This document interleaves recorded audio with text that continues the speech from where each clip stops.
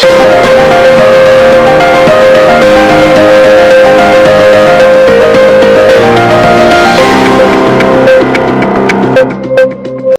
গৃহবাসী খোলদার খোল, লাগলো যে দোল।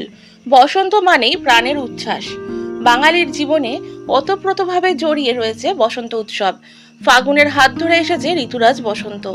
বরাবরই বসন্ত উৎসবের জন্য নানান ধরনের অনুষ্ঠান করে থাকেন বরাহনগরের ৩ নম্বর ওয়ার্ডের পৌরপিতা সুধাংশু আয়ন বা কমল আয়ন। দোলের শুভ দিনে সকাল থেকেই প্রভাত ফেরির মধ্যে দিয়ে নৃত্যের তালে তালে আবির খেলে বসন্ত উৎসবে মাতল ৮ থেকে ৮০ সকলেই।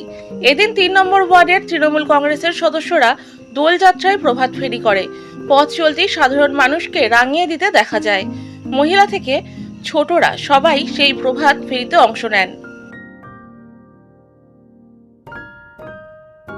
বসন্ত উৎসব এটা প্রথমত পশ্চিমবাংলার সমস্ত জায়গায় এটা উৎসব পালিত হয়, যেহেতু পশ্চিমবাংলাটা বাঙালিদের এবং এটা আমাদের রবীন্দ্রনাথ ঠাকুরের যে চিন্তাধারা তার মধ্যে দিয়ে বসন্ত উৎসবটা আরো প্রচলিত হয়ে গেছে।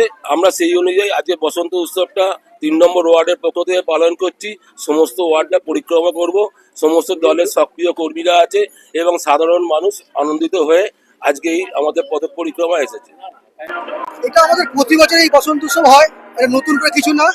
আমাদের পৌরপিতা সুধাংশু আয়ন মহাশয় যে উদ্যোগে এত সুন্দর সবাইকে এক জায়গা করে যে একটা মিলনের টিম তৈরি করেছে, তার জন্যে আমি অসংখ্য ধন্যবাদ দেবো আমাদের পৌরপিতাকে, যে উনি যেন এরকম সারা বছর যেন প্রোগ্রাম করে যাক, আমরা ওনার পাশে আছি।